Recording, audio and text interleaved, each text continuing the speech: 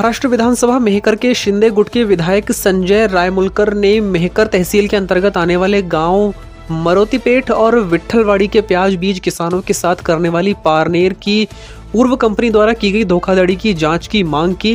नागपुर में चल रहे दिसंबर के शीतकालीन सत्र धोखाधड़ी की जांच की मांग की है।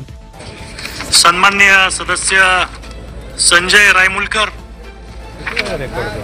अध्यक्ष महोदय, कांदा बीज उत्पादक शेतकऱ्यावर माझ्या मतदारसंघातील मारुतीपेठ येथील शेतकऱ्यावर झालेल्या अन्यायाबाबत महाराष्ट्र राज्य group of farmer producer company limited Parner taluka Satana जिल्हा नाशिक नाफेड सोबत संलग्न आणि मा Jaldevi farmer producer company Devgaon Raja या कंपनी मार्फत शेतकऱ्याचा कांदा बीज उत्पादनासाठी मोबदला घेऊन कांदा पुरवला जातो।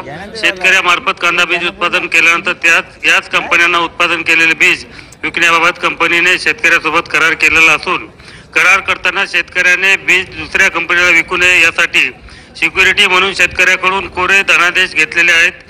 तसेच विकलेला कांदा बीजाचे पैसे 30 दिवसात 30% आणि उर्वरित 70% 120 दिवसात टप्प्याटप्प्याने मिळतील असे सांगितले होते, परंतु मुदत उलटून जाऊन बराच कालावधी नंतर देखील मोबदला न देऊन कंपनी मार्फत शेतकऱ्याची फसवणूक केली जात आहे।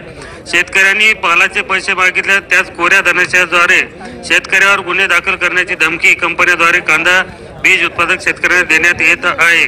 कंपनीला विकलेला कांदा बीजाचे पैसे न मिळाले शेतकऱ्या घोर फसवणूक झाली आहे। शेतकऱ्यावर अक्षरशः उपासमारीची वेळ आली आहे। अशा कारणामुळे राज्यात शेतकऱ्याच्या आत्महत्याचे प्रमाण वाढल्याची शक्यता नाकारता येत नाही। माझी शासनाला विनंती आहे की शेतकऱ्याची फसवणूक करणाऱ्या सदर कंपन्याचे लायसन्स रद्द करून चौकशी करून त्याच्यावर फौजदारी गुन्हे दाखल करण्यात यावे।